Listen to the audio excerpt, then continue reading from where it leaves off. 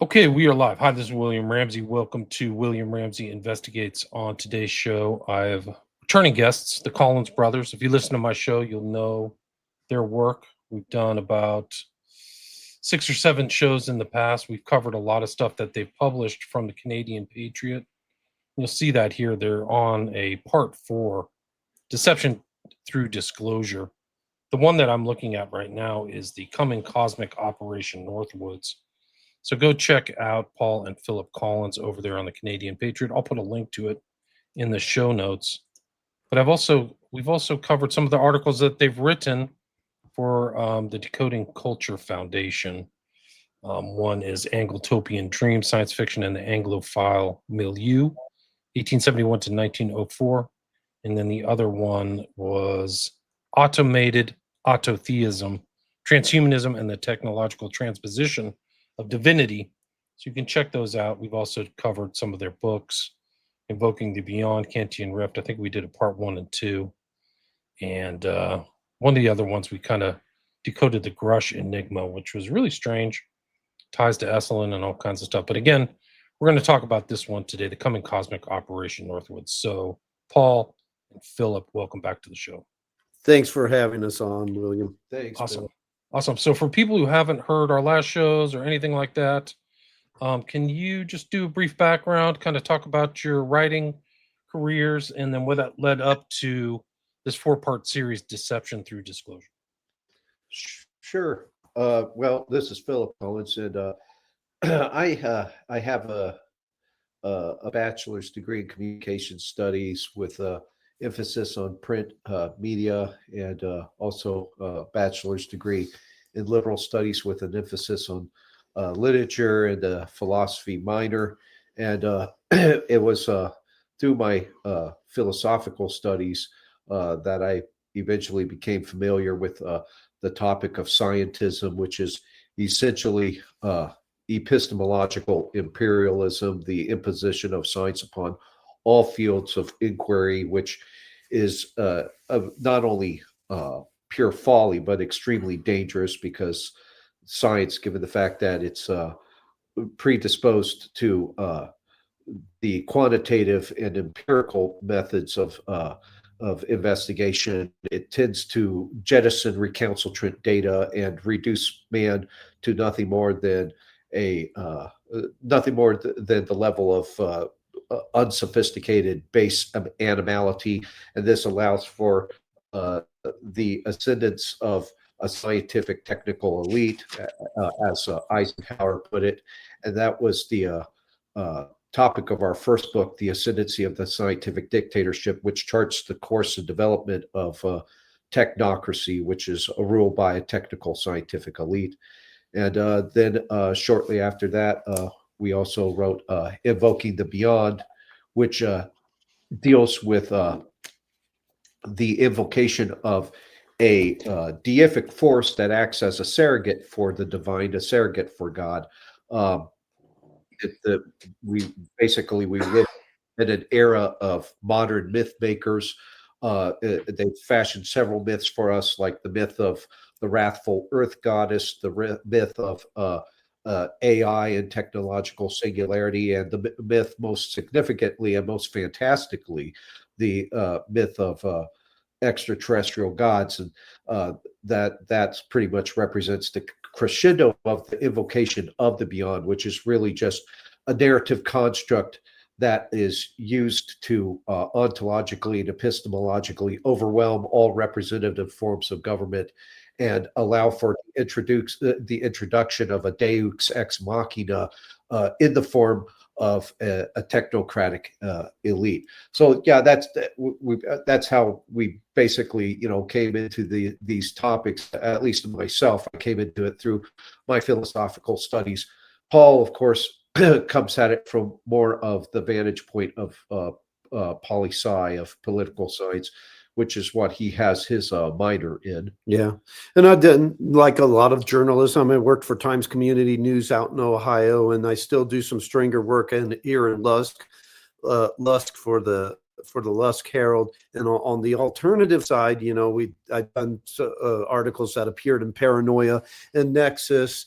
When Keith Hansen was still alive under the moniker of Visigoth, he did for a brief period of time a journal of some sort that we wrote for, and we also wrote for Michael Corbin, who was a syndicated talk show host out of Colorado, down south of here, and we did a lot of work with him.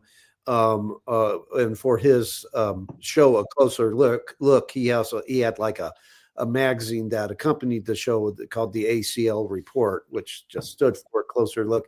And Mike was really the one that put us on the trail of that particular invocation of the beyond, the UFOs, because Mike had been steeped in ufology. I mean, before he had A Closer Look, he had the Paranet Continuum. Yeah, the Paranet Continuum. And, he had been in contact with all those people, Linda Moulton Howe, Jacques Vallée, and, had a lot of the people that, the celebrities of ufology on his show. And, but Mike started to get creeped out by a lot of it. He noticed two things.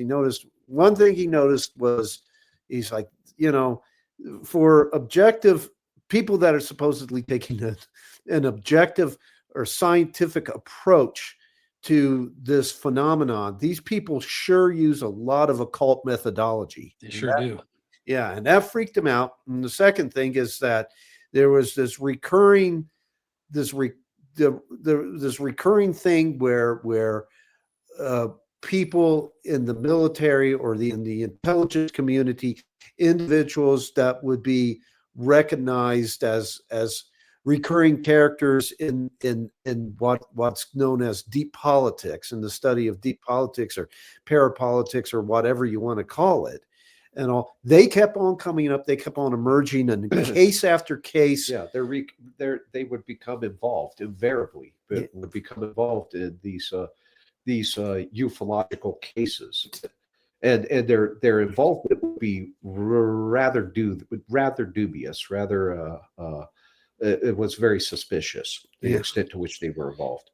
So that's what put us on the trail with UFOs, and recently what we noticed is that a new phase in the deception has taken place. See, what was going on prior to this period in the 21st century was best described by Charles Upton as the government cover-up ploy. That's the way that he referred to it, where they were basically creating the illusion that the government is trying to cover up an alien presence here on Earth, doing all that they can to suppress the evidence thereof, and through this ploy, they kind of play into they intentionally play into the confirmation bias of people within the ufological circles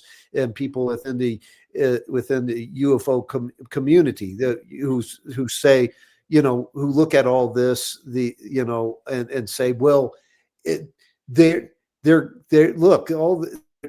obviously suppressing this. They're obviously covering this up. They're leveling threats at witnesses and all. It must be true. There must be aliens here. And, and that's how they kept the deception going. That was the manipulation for a very, very long time, for almost 50 or 60 years. Things have shifted gears now.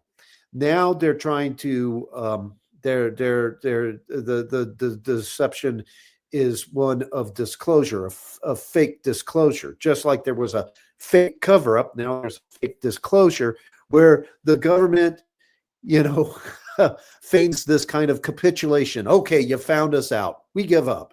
And we're just going to start, giving you the information, and the information is an indication that the white flag is being run up the flagpole, and they're getting ready to let us all know what we already believe to be true, that there's that there's an alien presence here on Earth.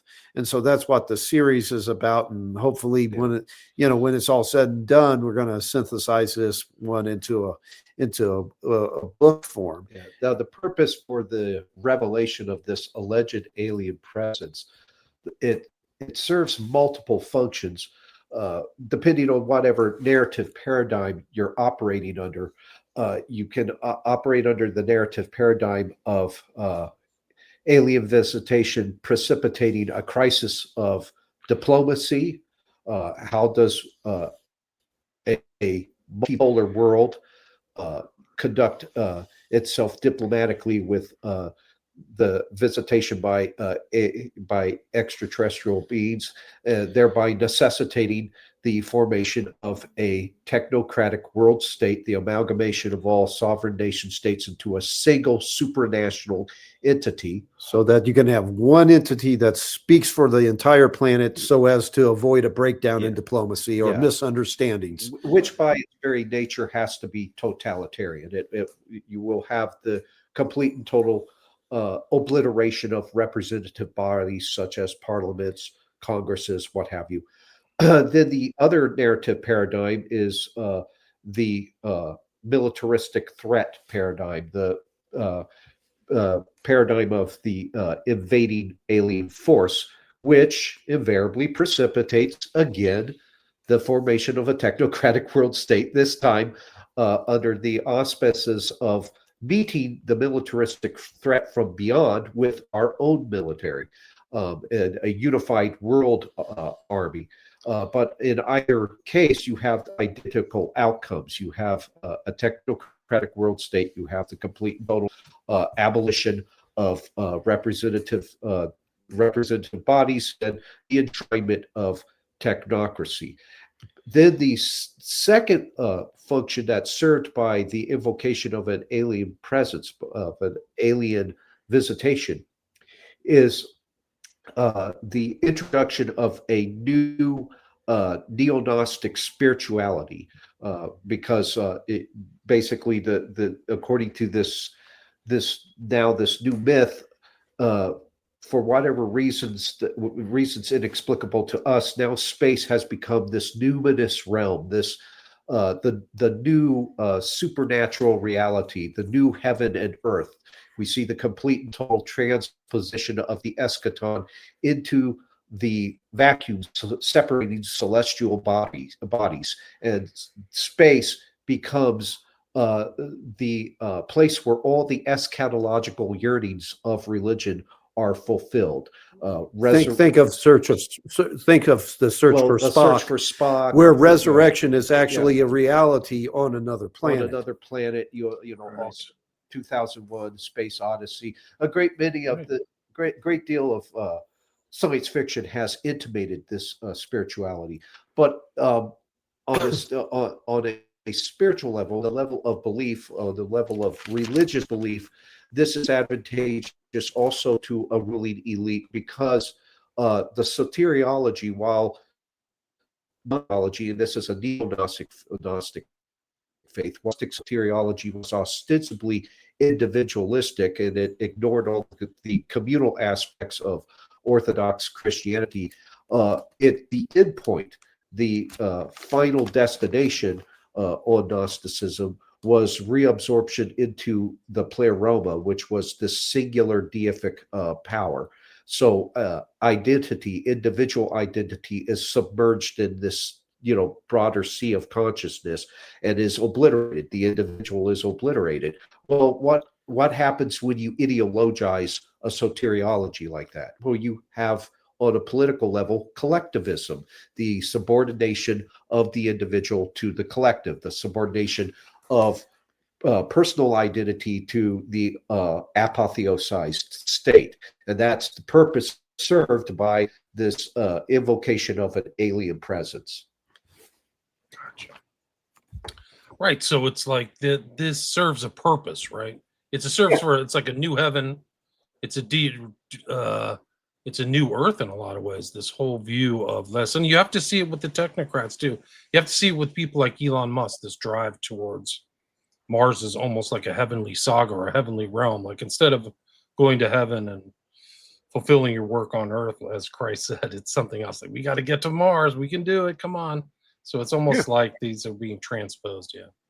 Yeah, all these theological concepts, the idea of a fall, the idea of redemption, the idea of you know, an eschaton, if you will, you know, an end of days, of you know, of time when death is abolished, the abolition of death, you know, eternal life, all of that.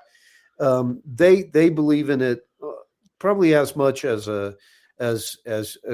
any of you know, Christian of any stripe does. It's just that they've planted it firmly within this this ontological plane of reality. Right. And you see that the eschatological hopes being of this new, you know, neo-Gnostic, latter-day neo-Gnostic, or well, interplanetary neo-Gnosticism, which is derivative of the neo-Gnostic scheme of an 18th century Enlightenment pamphleteer named Jacob Levy. You see it being affirmed by the works of in the works of science fiction, like H.G. Wells. H.G. Wells was actually inspired to write War of the Worlds, and you know, present the audiences with this invasion from Mars. He was inspired to write it by the supposed findings of a gentleman by the name of Percival Lowell, who had allegedly from his revolving dome observatory, he had allegedly basically seen what he thought were canali, or canals, ancient waterways on Mars. And so Mars became kind of a shining beacon of hope for this this new space religion. But Percival Lowell actually is significant in part 4 of this article, which includes a very, very extensive review, almost like a book report, if you will, of the 1950 book The Flying Saucer, that was written by Bernard Newman, who wasn't just another run-of-the-mill science fiction author. He had worked with the Ministry of Information, I believe, during World War II and sometime after, you know. So he was very much aware of, you know, of very, very familiar with psychological operations, very appreciative of the whole notion of discrete power. And, you know, he one of his characters in the book is himself. He actually appears in his own book. He's one of the conspirators that is trying to fake this alien invasion and trying to convince the people of the world that the Martians are attacking. And one of the things that he's the propagandist in the cabal in the book, just as he's a propagandist, and he was a propagandist in real life.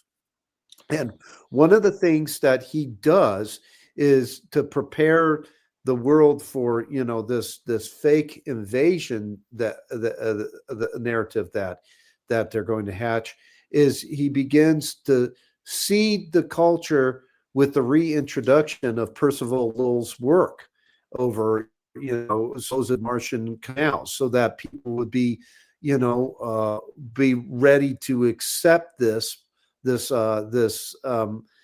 what is really kind of an almost exaggerated, unrealistic notion that the planet is being assailed by the Martian military.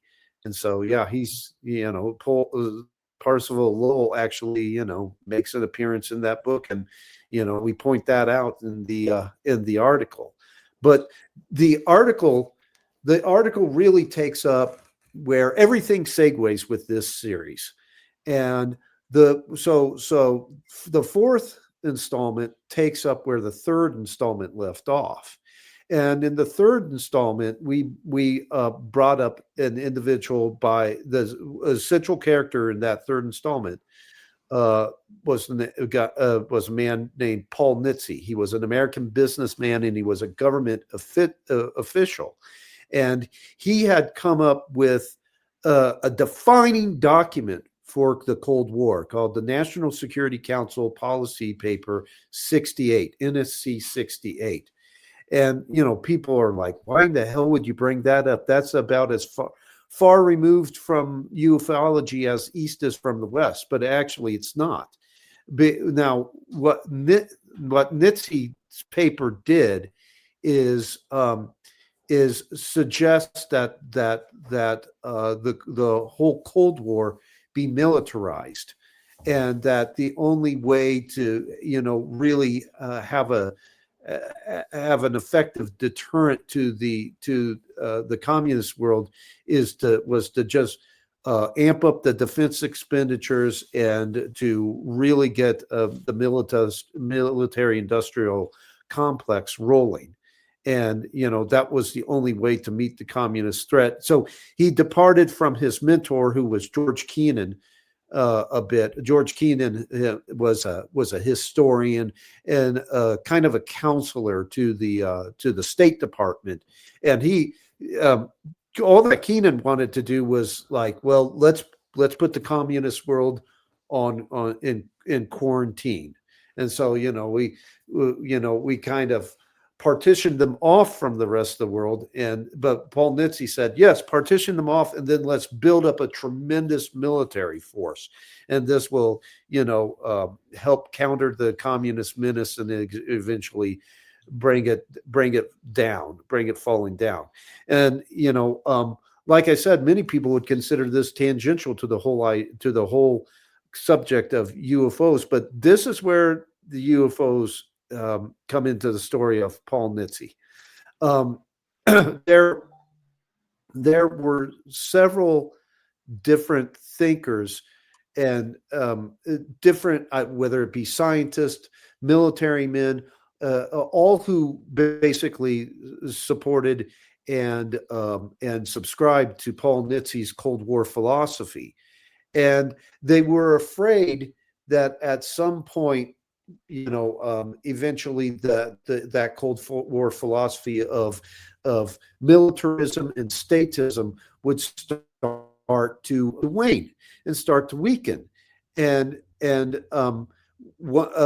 so in order to keep that going, you need new threat narratives, especially as the communist Chinese start to fade, as the Soviet Union starts to fade. We need another narrative to keep that rolling. And so a lot of those individuals found the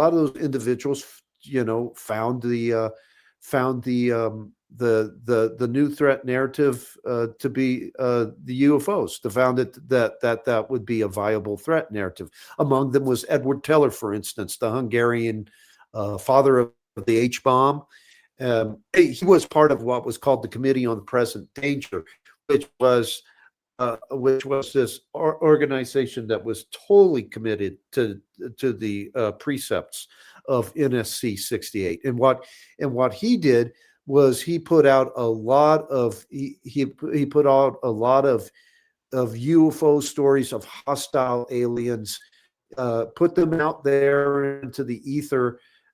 Even used some of his work on Star Wars to perpetrate the UFO myth of hostile aliens, and Star Wars as in the Reagan, the space program, right? Reagan space program. Exactly.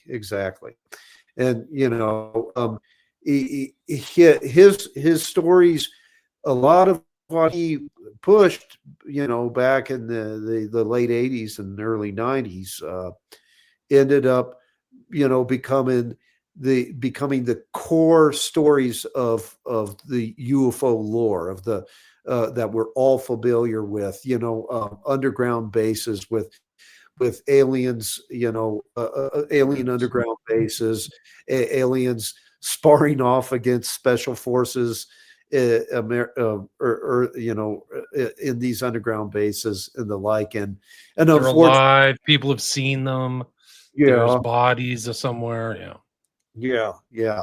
But I mean, in addition to being the committee on the present danger, Edward Tiller was in all likelihood also part of what was called the Aviary, which was a group of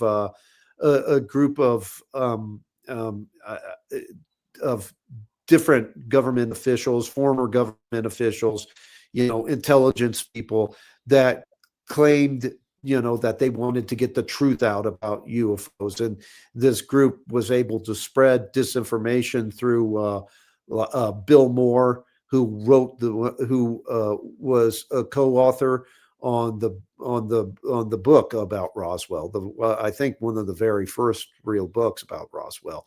They got it out through him.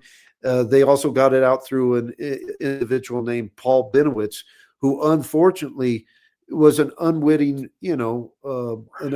player in all this, and it drove him mad.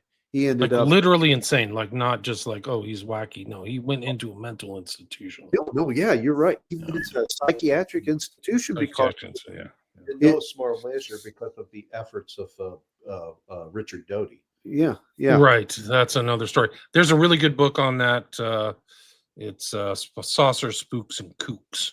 Yeah, Adam Go Rightly. I don't know rightly. I've also read Project Beta, and I think that gave a good in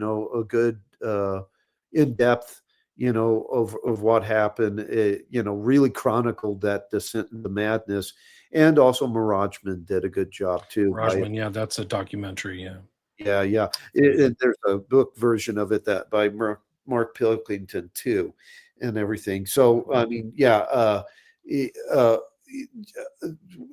Edward Teller, one of the reasons that he was disseminating this with the aviary was to just basically prop up the militaristic and statist trends that we saw with NSC 68.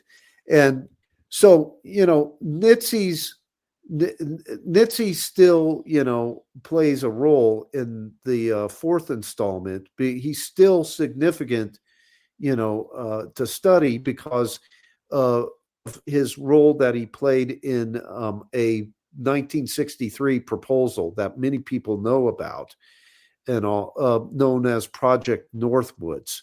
And Project Northwoods was basically the series of suggested false flags that would, lead the United States into war with Castro's Cuba.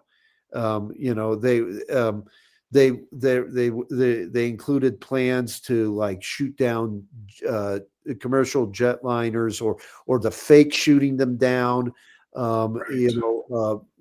Releasing havoc on the streets of Florida, I believe, in one case. The sabotaging Glenn's trip into space and all, and Nitze was one of the individuals who contributed to this series of false flag propositions. And he presented all the way to JFK, guys, all the way to the top. Yep. Wasn't Lemnitzer? Yeah, absolutely. Kennedy's surrounded by crazies, like literal Doctor Strangelove characters. Oh yeah, absolutely. Yes. But like Nitze was saying, hey, take the U-2 and fly the U-2 on these low-level reconnaissance missions into over Cuban airspace, and keep on doing it until we finally get the desired effect, which is the plane being shot down. And so then we have the pretext to invade. And so here's the man that basically set off UFO disinformation in the name of UFO. He did his part to set off this UFO disinformation campaign to keep the statist and militaristic trend alive in America, and he's part of this false flag, this false flag proposal. And so we in the article basically proposed that there is a UFO equivalent to Northwoods, that there might be a cosmic Northwoods, that's being planned. That's in the preparation stages. And if you look back all the way to 1951 with Bernard Newman's book, The Flying Saucer, you probably seen the blueprint right there in a fictional form. Because again, this man was not just a regular science fiction writer. He wasn't just writing to entertain an audience. He was a member of the Ministry of Information, like I said. And the Ministry of Information, by the way, actually was the source of inspiration for George Orwell in his book 1984. The propaganda font of Big Brother in 1984 is based off the Ministry of Information, because George Orwell had learned about all the Machiavellian machinations of the MOI, the Ministry of Information, because his own wife had worked for the MOI, and so if you read this book, which is what we did, we sat with the Flying Saucer, and you read it very carefully. You can see two things. What we propose, two things. Do you see first that he's forecasting this? He obviously knows that a sentiment in elitist circles, in covert political circles, is to one day fake an alien invasion, for the purpose of manipulation. But they've already done it, right? Didn't Orson Welles do that? Then didn't that scare people to death? Like, they've run kind of tests in the past, right? Absolutely. What was the whole? Yeah. So yes, Orson Welles' War of the Worlds. Yeah. That was studied. The response to it, the public response to it, the minor panic that was induced by it, was studied by the Princeton Radio Research Project. And this project was a Rockefeller-funded enterprise. It was financed by the Rockefeller dynasty, which is historically an oligarchical dynasty. It was one of several dynasties whose scions have populated what you could call the global oligarchical establishment. And what was found in that study, the Princeton Radio Research Project, was that with the inducement of panic, it came appeals to powers beyond the average, everyday, ordinary citizen. There was a willingness to acquiesce to an authority that was that basically surpassed the abilities and the knowledge of your average, everyday human being, and that made the subject, the audience, more pliable and more ready to accept otherwise untenable propositions that you and I or most other people would identify as totalitarian. Very, very similar conclusions. Right. Very, very similar conclusions to those found in several different documents of John Rawlings Rees's Tavistock Institute. Very Tavistockian kind of conclusion there. It's a very important event. The War of the Worlds and Orson Welles is very important. Absolutely. They look back at that like they're like, oh yeah, this is great. Look, we scared the living daylights out of everybody. Yeah. It's like a 9/11 or something, like these events, or COVID or whatever. Just trying to create mass formation of fear. Yeah, and profit of it. Oh yeah, absolutely. Because if you listen to that program, and everybody goes back once in a while and listens to it because it's great fun. But if you go back and you listen to it, there's nothing to remind you that any of this is just a drama being played out at our RKO or at the radio station. Right. It's like they made it real, right? They made it it's all done their documentary style, which they continued to do that with UFOs later on. Like, for instance, and we bring this up in the article. Right, good point. Like, how different is that from some of these UFO stories, right? Yeah. Well, with the day and we bring this up in the article too, as we bring up the day the Earth stood still, and all, which was a major influence on Ronald Reagan. And all those guys that were there, Robert Zanuck, Edmund North, and all the top guys on that show, the producer, the screenwriter, they were all former Army Signals Corps.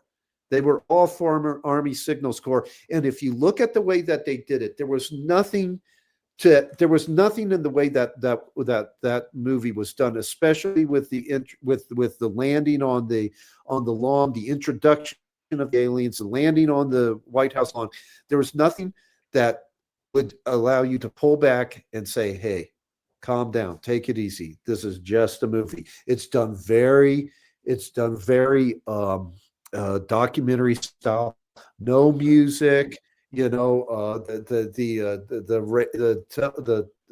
media reports coming in like they would in reality, all to get that desired psychological effect. And it did profoundly affect a generation, including Ronald Reagan. And it's probably the reason that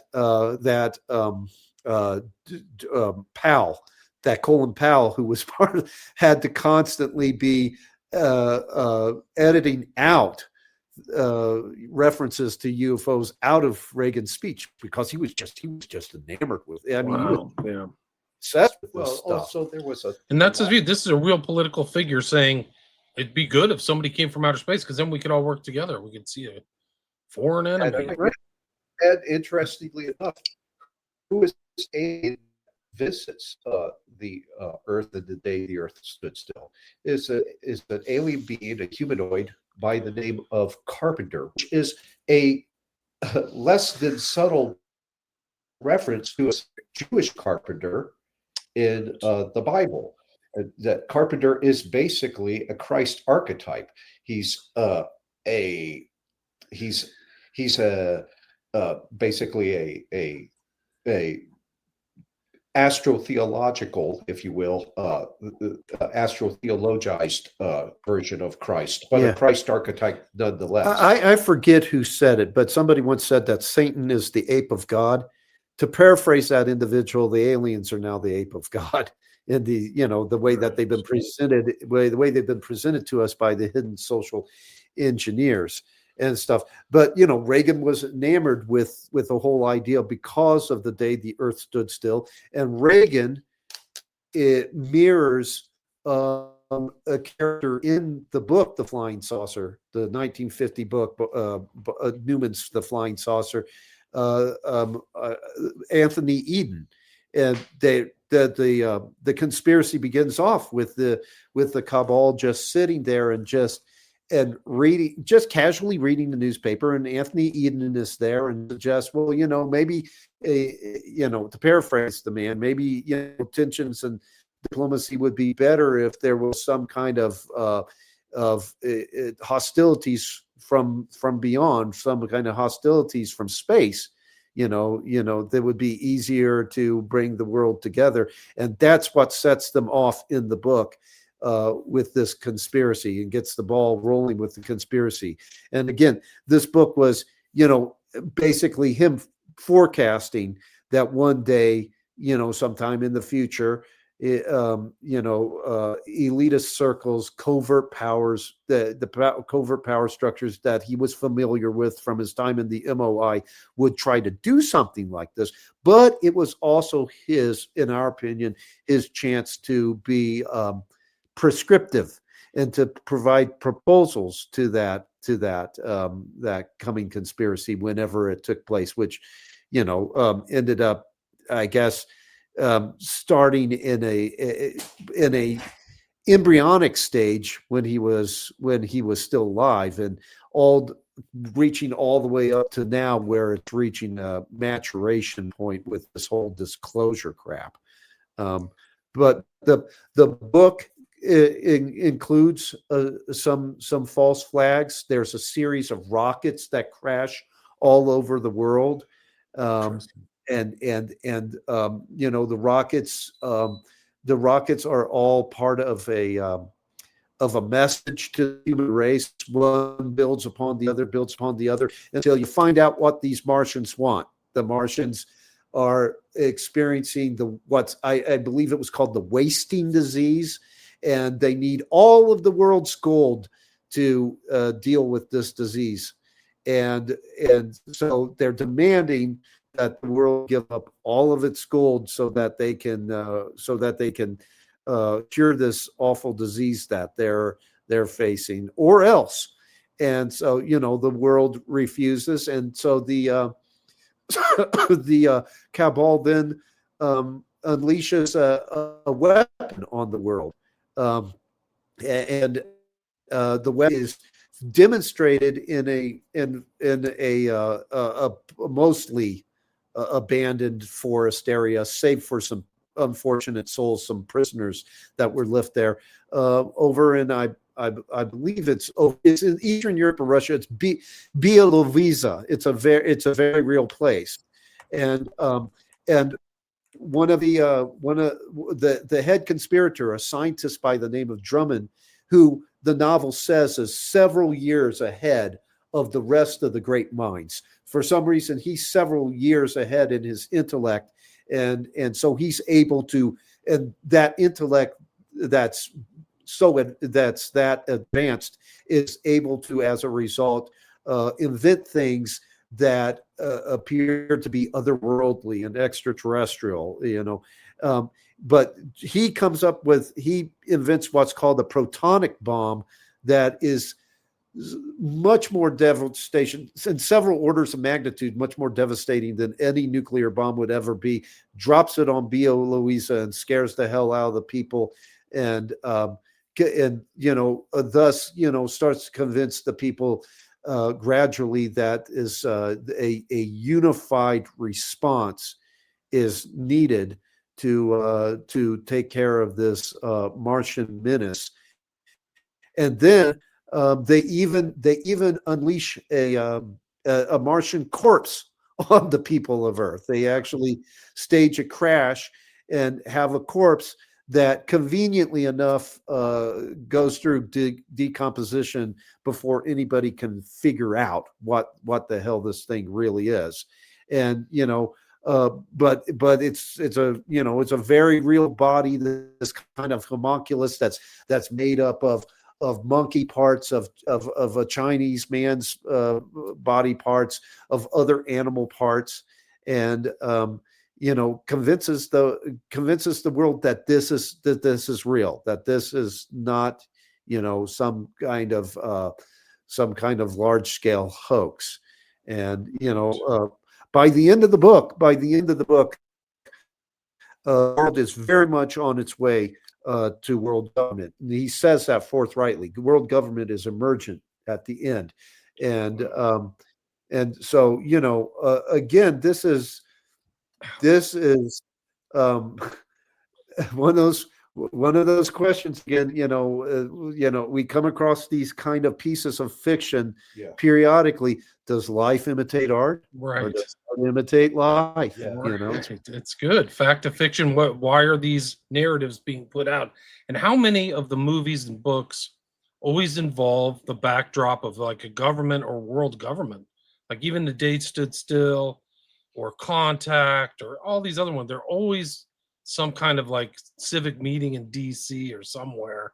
Like they're always contextualizing these UFO events in a government. So like you see that it's a political impetus. There's some kind of drive to make political change based on these UFOs. My point. Right. Like, right. So that's right. like the Operation Northwoods, and you see it with Grush and all these. These are very formal, meetings where people are serious with people with, seemingly valid credentials, talking about this stuff. So it's ongoing. And Right. one of the guests made a really good comment. XM says, we have decades and decades of cultural programming with sci-fi that has pushed into every American mind since they're children. Movies, toys, and video games, all about aliens. Yeah, it's really incredible. You're spot on. I mean, it's when I survey my childhood, I can't count. It was innumerable how many things back then had alien races in it. All the different entertainment from He-Man to Star Trek. Star Love Trek, Star Trek. Transformers, Star Wars, you name it. They all did, But what we're working towards in the next installment, which we're already writing on, is we take up the question of hey, who is the modern day, who or what are the candidates for the modern day real life equivalent of Bernard Newman's conspiracy from the flying saucer. And one of the things that we look at in the new one that we're still putting together is a report, a February 2024 report that was released by the Department of Defense's All Domain Anomaly Resolution Office, or AARO. And in that report, there's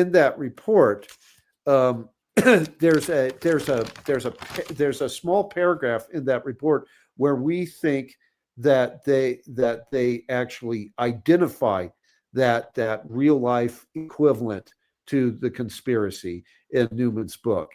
And I can't find, it's not in front of me, but basically it says that all of these stories, first of all, the report finds that there is no evidence for any alien reverse engineering, or in all of the UAP sightings that it looked at, that it reviewed, none of them were extraterrestrial in nature.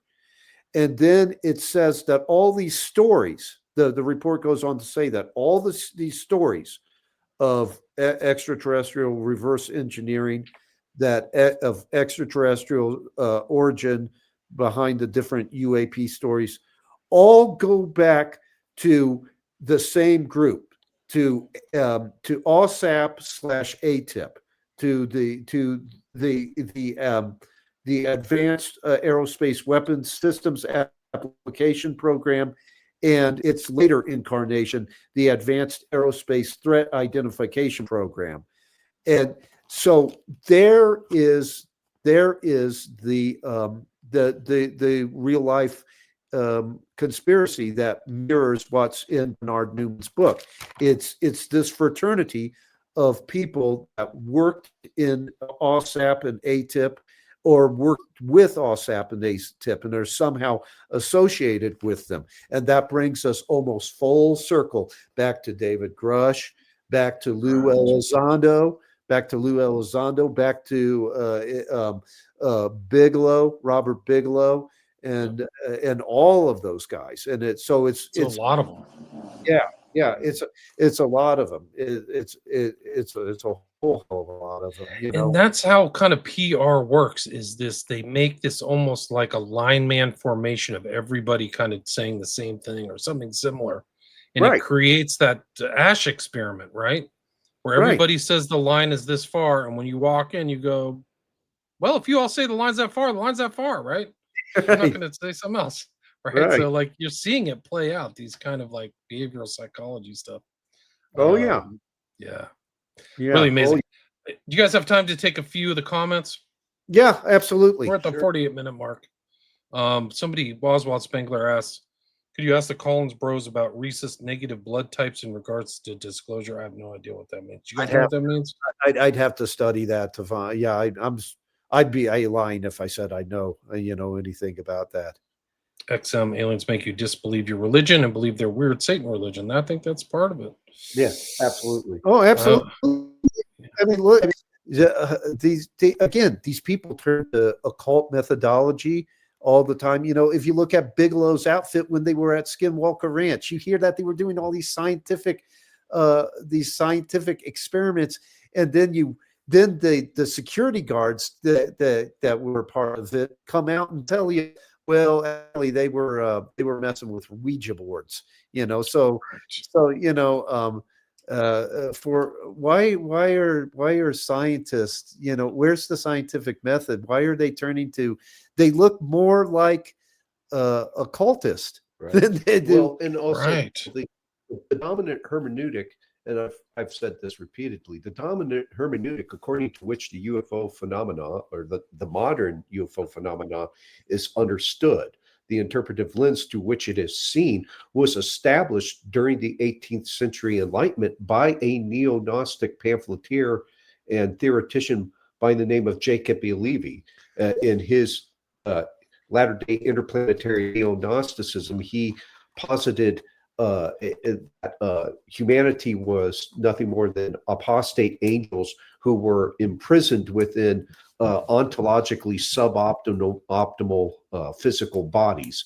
Our physical bodies were nothing more than a form of incarceration, and we could eventually ascend beyond this world to other worlds where we would achieve deific status. We would be apotheosized, and worldly habitations. Those were initially on the Levy were actually what Jesus was referring to when he said, "In my Father's house are many mansions."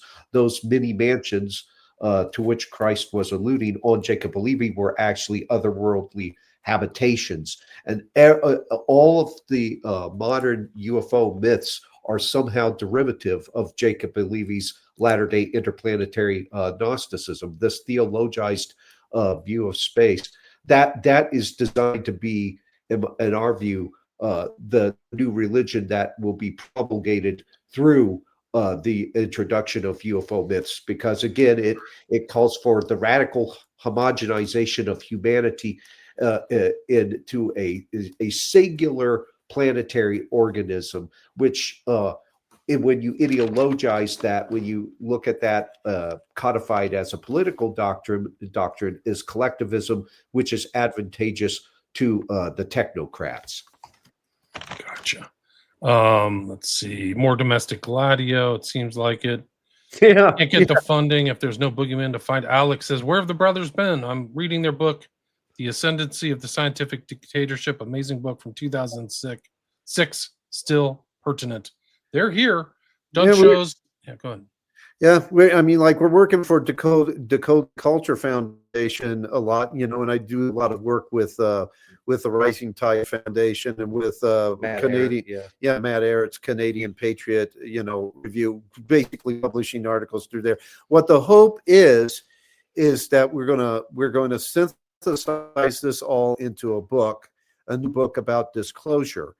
And it will include these installments that we've written, plus hopefully what we're going to also add some additional chapters onto it. And what we want to do is to basically find a publisher for that, and try to get it as far and wide, a lot farther than the other books have gotten Gotcha. a lot more exposure.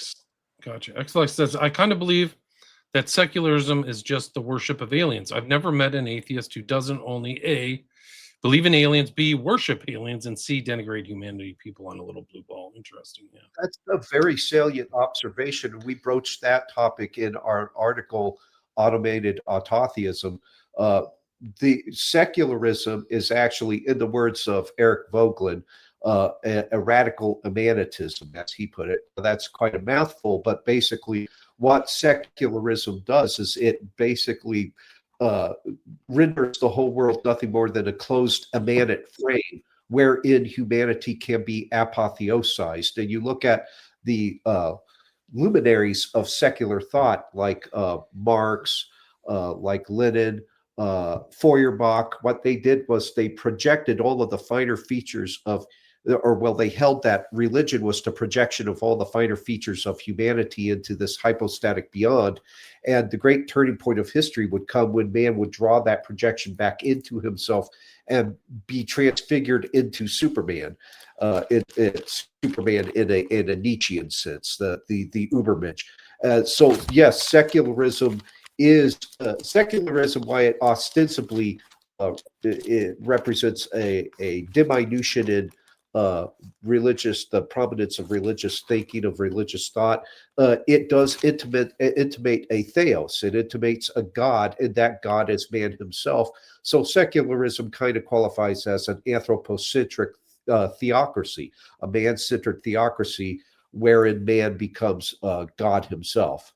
Right, right. There's no God but man. That's what Crowley said. That's I right. already mentioned this. Decades Cultural Program, Naked Ape. Don't know what that means.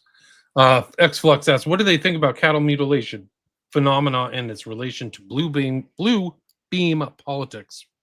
Well, we basically, okay. So we're going to take up the question of cattle mutilation. I'm glad he brings it up because we're going to take it up a little bit in the fifth installment because, again, we're looking at the OSAP/ATIP fraternity in the next one because we believe that that's the real life equivalent of the fictional conspiracy in Bernard Newman's The Flying Saucer. And one of the individuals that was part of that whole OSAP/ATIP fraternity was a guy, a former CIA scientist by the name of Christopher Kit Green. And Christopher Kit Green said that one of the psychological operations that was taking place. He disclosed this to Mark Pilkington. One of the operations included flying around helicopters that were disguised as UFOs, and when you look at these different stories of black military grade unmarked helicopters, you also find that they're connected to cattle mutilation and so what's going on here? What's going on here? Helicopters that behave like UFOs, going around mutilating cattle. This is part of propagating the myth.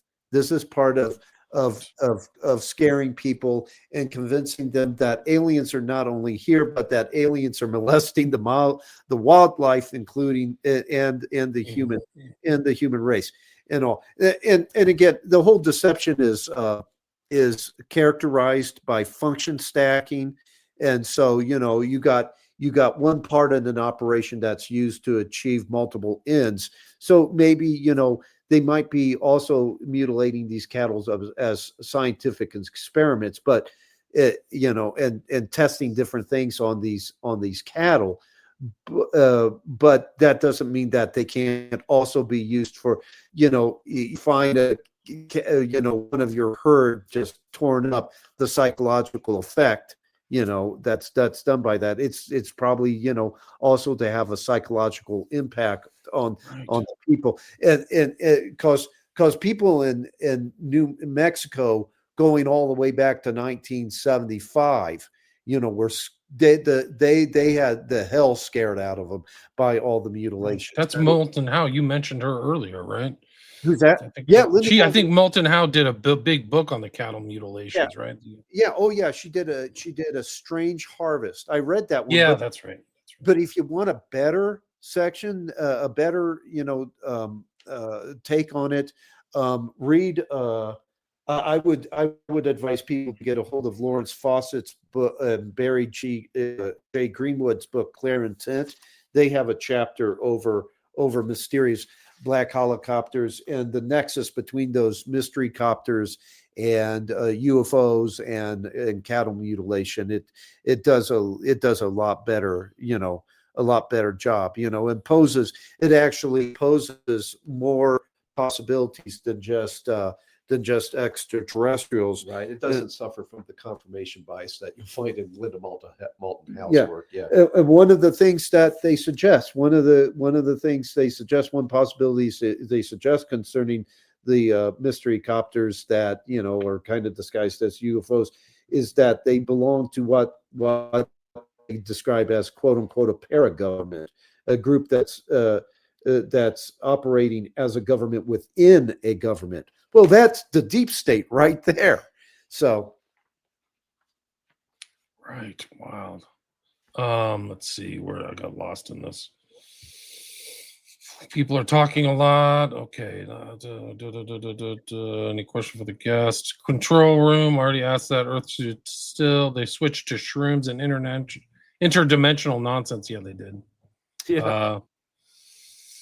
The another insidious part. This is Axelux program is copulation with the aliens, right? No, so that's another kind of weird aspect to this whole myth making. Celestial bloodlines. Celestial Yeah. bloodlines, which kind of affirms the premises of eugenical thinking. Are there actual gods among men? Organisms that are far higher than we, human beings that are far higher than we. We're just destined for extinction while they're meant, to ascend to other worldly habitations as veritable gods. All right. Crease, the Collins Bros are wizards. They rarely do podcasts. Good on you for having them on. Guys, ask them on. Find their stuff. Contact, reach out to them. They're on. I talk to them on X all the time. So send a message.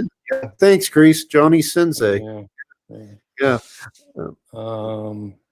They believe in the new God for this aeon. I believe so, Uncle Ted. Right. This is Brett. Hey, Brett. How's it going? Cyp Cinema. Yes, the Collins Bros are the state of the art on researching the alien deception. We're proud to feature all their articles on the subject at the Decoding Culture Foundation site. Yeah, we're proud to be featured there. Yeah, thanks for listening, Brett. Hope yeah. well.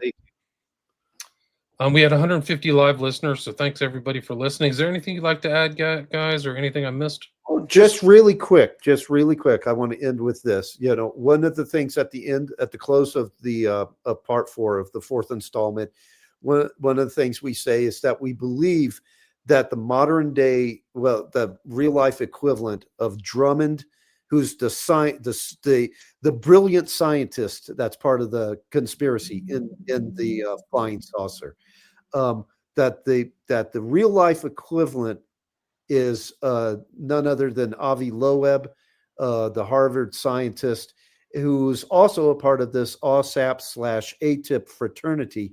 And what is Avi Loeb beating the drum for right now? 3i Atlas, 3i Atlas, 3i Atlas. So this might be his attempt to bring about the cosmic Northwoods with this whole 3i Atlas thing. He already tried it once before with the whole the one space bird that was floating around, Umamu, I believe it was called Umamu or something. He's really pushing it with this 3i Atlas thing, and so they might, covert political circles might have something planned surrounding the appearance of this 3i Atlas. We'll see, because the way he's pushing it, boy, if it turns out being the nothing burger that we believe it to be and all, unless he's saved by a false flag, I could see this ruining his damn career. He's just going to make himself look like an idiot. Right. So I don't. This is first time it's come to my attention. So something supposedly passing through the Earth or something. Is that it? Yeah. It's like he's using it to popularize what's called the dark forest theory. And the dark forest theory is that if we were ever visited by another race from space, by an aliens, they would feel obliged. They have to destroy us. They would have to destroy us because they would view us as nothing more than competitors, as a threat. Gotcha. Where can people reach out and find you? I mentioned that you guys are on Twitter, or I think it's Phil's on Twitter. Yeah, I'm on Twitter. You can, message me at any time. We also we have an email address, thecollinsbros@yahoo.com. Our books, The Ascendancy of the Scientific Dictatorship and Invoking the Beyond, are available through Amazon.com. You can read our articles up at the Decoding Culture Foundation website. You can also read some of our articles up at Matt Ehret's Canadian Patriot website. You feel free to reach out to us, through email or through Twitter, whatever. And just request us for podcasts, because we'd love to do more interviews. Yeah, guys, come on, reach out to him. You can actually reach out to Brett too at the Decoding Culture Foundation. Go read the articles. Go read their articles there.